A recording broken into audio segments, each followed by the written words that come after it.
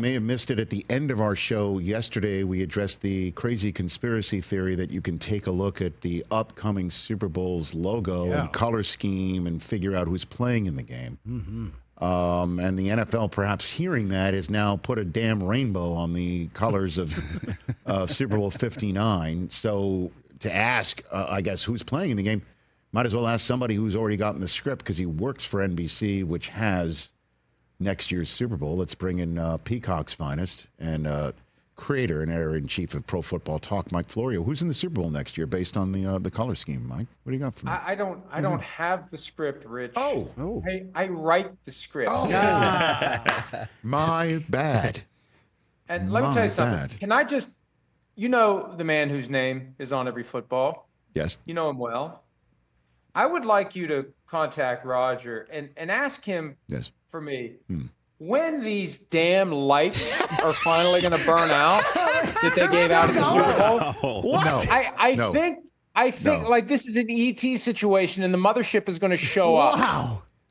I think it's become self-aware. It's been 3 days and they're still going. Is this from halftime? Is that Kendrick Lamar's halftime that those things they were gave these out and they put them in the press box too. So I guess we were enlisted to engage in the entire game. It was from the beginning to the end. They had this light effects thing. We just set ours up on the ledge at the top of the press box so we wouldn't have to worry about it. But I took them because I thought, it's free stuff, right? I'm a sucker for free stuff, even though there's no use for this whatsoever, other than to drive me insane. How great would it be if they went out right now? You know what I mean? Like, I don't think they're ever going to go out. I think they're going to outlive me. Well, I've been told that they only stay on for as much, they burn as bright as possible for people that the NFL's front office adore. So no, I disagree. Somebody suggested that this is their way of finally getting me. that they're tracking me with this. They put a specific chip in the one at my seat in the press box, and it's just a matter of time before the knock comes. Although I am the one who knocks, I don't know. Maybe Roger is the one who knocks. Mike Florio with the lights from the halftime show of Super Bowl 59 that are still flashing. So do you put them in a drawer? Is that what you're doing? Oh, what are you going to do? I'm afraid of them. Don't feed it after midnight. That's right.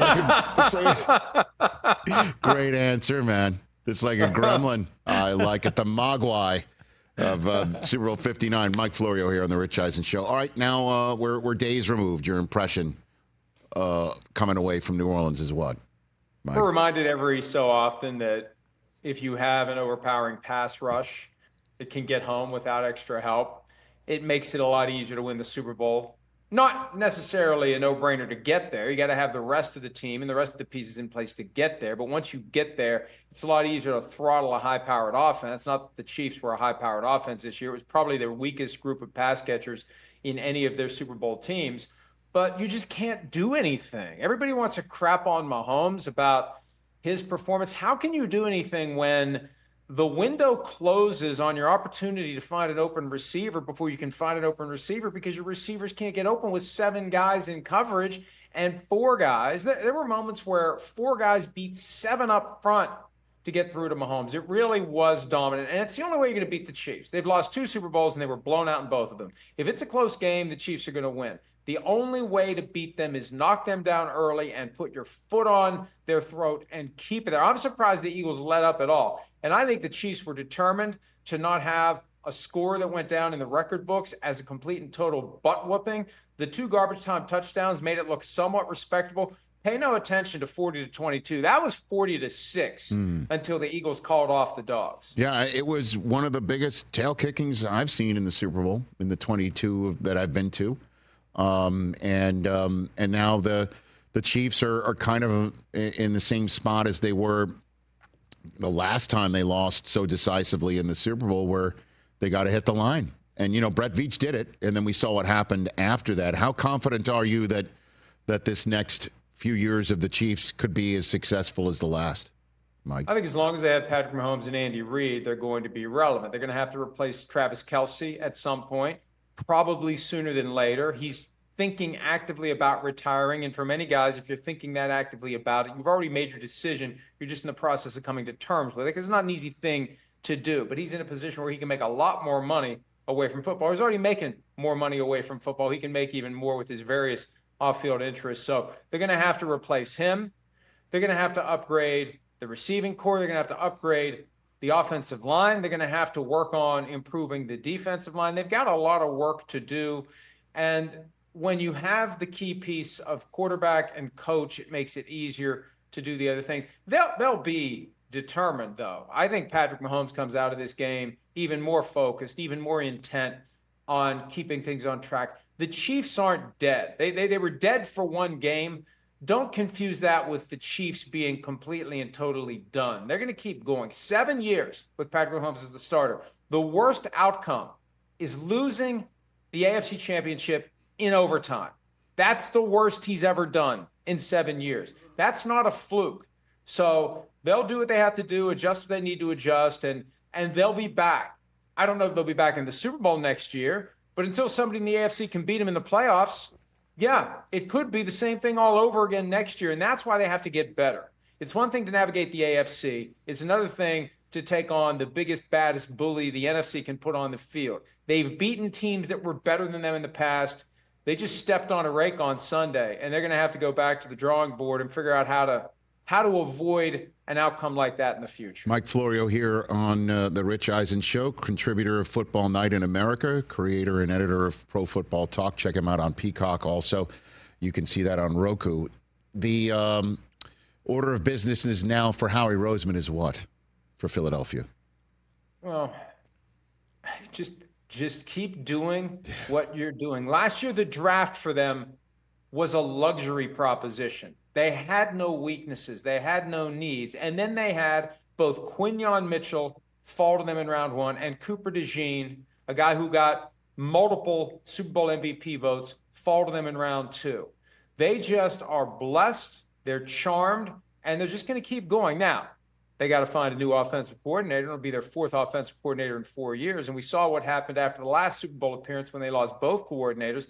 The next year was a debacle. And it's not going to be easy, but this is a team that has the players, just better players than everyone else. And it's a lot easier to win when you got better players than everyone else. You get to a point where you can just tell them what you're going to do and go do it. That's basically what every tush-push play is. You're declaring to the world, this is what we're going to do. Try to stop us, and you can't. So whatever weaknesses they have, and there aren't many, they'll address them, and they'll find a way to keep going. And, you know, we went from the Patriots dynasty right into the Chiefs dynasty. The Eagles disrupted the back end of the Patriots dynasty, and now they're disrupting the midpoint, who knows, of what the Chiefs are doing. The Eagles might be starting their own.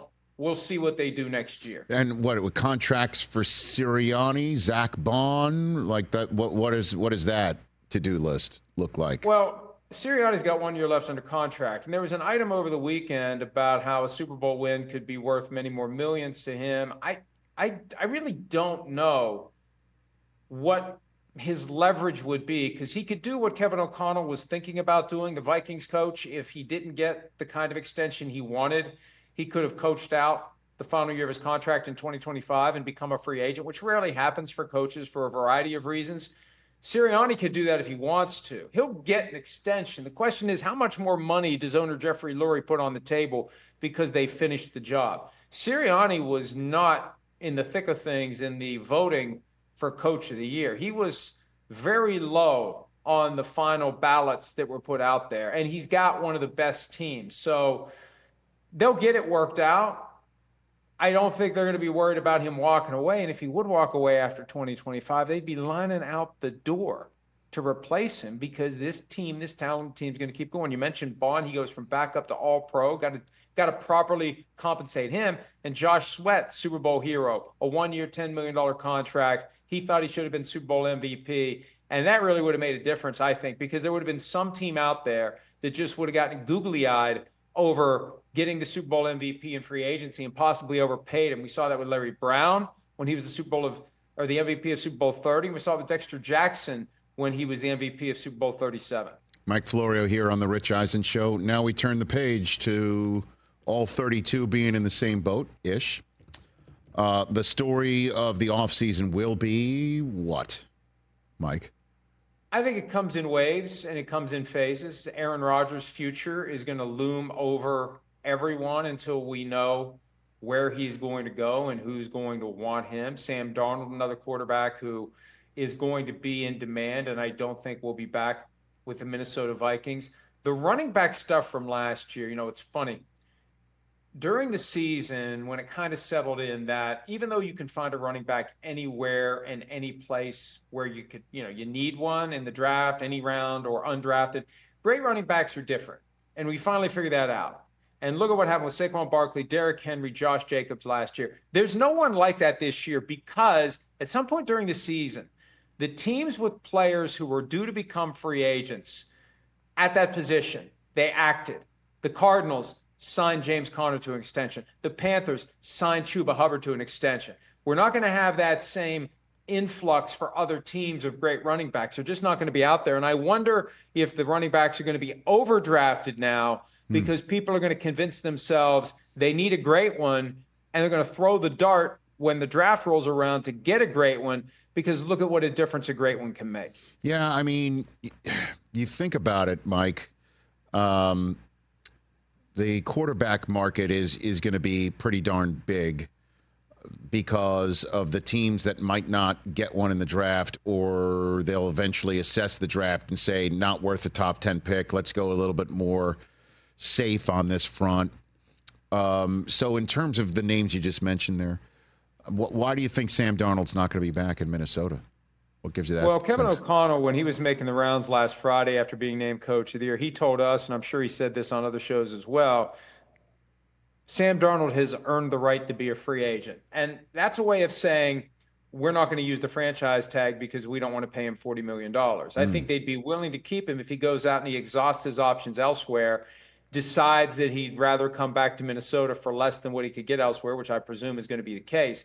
But you've got teams that would love to have a guy who won 14 games last year, regardless of the 58-18 final score of the two games at the end of the season, sparked by Darnold getting an unexpected case of the yips in the Week 18 finale in Detroit, where he just started to throw helium balloons to every guy that was open. I mean, they were in position to nail down the number one seed, and it fell apart. But the Raiders would love to have that kind of problem, where they got a guy that's going to win a bunch of regular season games. And when you look around the league at the teams that are looking, I think Darnold becomes an attractive name. And there are many others out there. Before 2020, there really wasn't much of a free agent market at the starting caliber quarterback position. Something changed with Brady's free agency to Tampa Bay.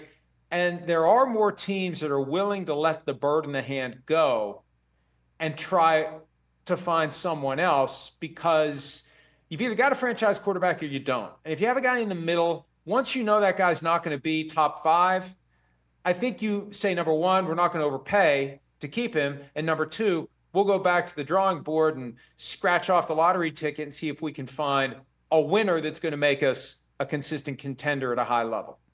And Aaron Rodgers, what's your reporting on the breakup and everything and your belief of it, Mike? This thing has been coming for weeks. I pay very close attention to Aaron Rodgers because Aaron Rodgers is very good for my business. Aaron Rodgers' stories sell. I mean, let's face it, that's why we're here. We're trying to find things that people are going to be interested in. My guiding principle is if it's interesting to me, I assume it's going to be interesting to other people. And his status with the Jets and all the different things he said are very interesting. He's been needling Woody Johnson for weeks, if not months. When he's on Pat McAfee on Tuesday, when he has his weekly press conferences on Wednesday, he just has a little jab here and a little jab there. And I've believed for a long time he wants out, but he wants the Jets to be the ones to end it. He could, at the appropriate time, paint himself as the victim, use it as motivation. I fully believe he wanted to move on, and he will be moving on. And it's not a surprise.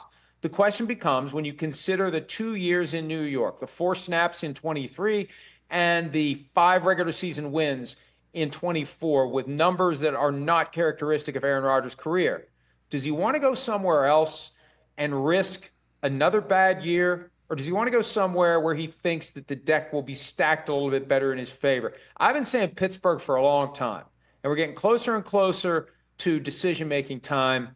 DraftKings has Aaron Rodgers as the favorite to go to Pittsburgh, 2-1. I don't know what that really means because the betting drives that to a certain extent, but I think Pittsburgh makes sense. Russell Wilson, I'll be surprised if he's back. Justin Fields, he may want more money than they're willing to pay. And while they wait to find their next long-term answer at the position via the draft, they could do a lot worse than Aaron Rodgers. And I think Mike Tomlin could do a good job managing that personality. The challenge will be getting everyone in the organization on the same page. Because my guess is, and it's probably a little more than a guess, there's going to be some people in that front office, on that coaching staff who say, do we really want to do this? Does it really? Does the juice really outweigh the squeeze here? Because Rodgers, who can still throw it, but is it worth putting up with everything that Rodgers brings? And could Mike Tomlin convince him on the way through the door what reportedly on the way out the door the Jets weren't inclined to get him to do or able to get him to do? Not do the McAfee show every week and be locked in for the full extent of the offseason program. And I think if he's going to do it anywhere, he's going to do it in Pittsburgh. I just think it just makes sense. If you want to win, you go to Pittsburgh. And if you want a quarterback that just needs to be pointed in the right direction, I think Rodgers could be the answer. And with Devontae, is he a package deal with Devontae Adams, you think? Or certainly that Pittsburgh? Would be interesting. Well, because you're hearing Devontae wants to go back west, which totally makes sense. I mean, his family and things of that nature are out here. So, you know. Well, Adams will be cut.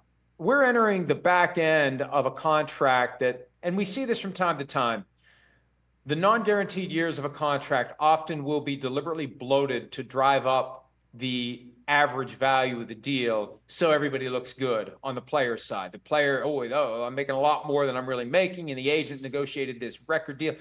There's these phony baloney back end years, and there's no way the Jets are going to keep him. It's over $30 million they'd have to pay him. So he'll get to go wherever he wants to go. He'll be a free agent for the first time in his career. And if he wants to follow Aaron Rodgers, wherever Aaron Rodgers goes, so be it. It would be hilarious if Rodgers goes to the Raiders, although I don't think it's in his best interest to do that. It would be hilarious if he goes there and Adams goes from being traded by the Raiders to going back to the Raiders. Well, I think the house for the Taco Bell is probably still there. So, you know. It's probably, if he goes to Pittsburgh, I guess he'd have a Permanis or something. There in his you house. go. Yeah. I like it. And I don't need to ask the last question of you, Mike, because I could see the lights flashing off your microphone the entire time. They're still on, right? The lights are still, Super Bowl 59 lights are still on. This is a different green light. But I was just thinking, if Aaron It's like a Rodgers disco in and there. Devontae Adams would end up in Pittsburgh, I will give them these. Yes. They can have these as a reminder of their time with the Jets. They're flashing green. Yes. I will personally drive them to Pittsburgh and give them to him because I fully believe they'll still be going strong when the contracts are signed. Please keep us surprised as to how long those lights stay on, Mike. I'm fascinated by it. It's like Kramer's gas tank. It won't stop, right? It keeps going. I thought of that. When will it finally go to E? But these things, I'm about ready to Thelma and Louise. I was about to say, I feel like you and I should just hold hands and watch us drive off together. Mike, thanks again, brother. Great season. Buddy. We'll chat again real soon. I'll see you in Indy, if not before. That's Mike Florio, the creator and editor of Pro Football Talk. There he goes.